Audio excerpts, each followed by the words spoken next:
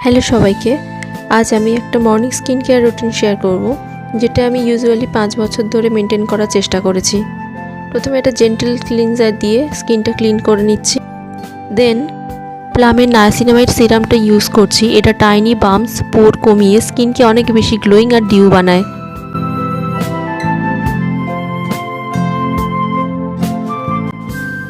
এরপর পন্ডস সুপারলাইট জেলটা আমি ইউজ করছি।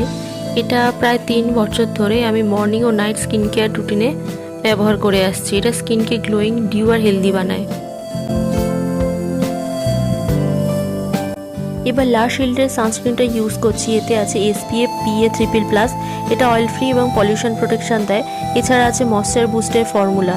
আর একটা ভালো সানস্ক্রিনের অন্যতম বৈশিষ্ট্য হলো জিঙ্ক অক্সাইড, যেটা আছে এই সানস্ক্রিনে। সানস্ক্রিন কখনো ফ্রিজে রাখা উচিত নয় এবং বাড়ি থেকে বেরোনোর 20 থেকে 25 মিনিট আগে এটা ইউজ করা উচিত। অবশ্যই এরপর একটা SPF যুক্ত কম্প্যাক্ট ইউজ করা উচিত। এটা স্কিনকে সোয়েট ফ্রি রাখে এবং বেশি সান প্রোটেকশন দেয়। আমার বেরোনো ছিল না, তাই আমি ইউজ করিনি।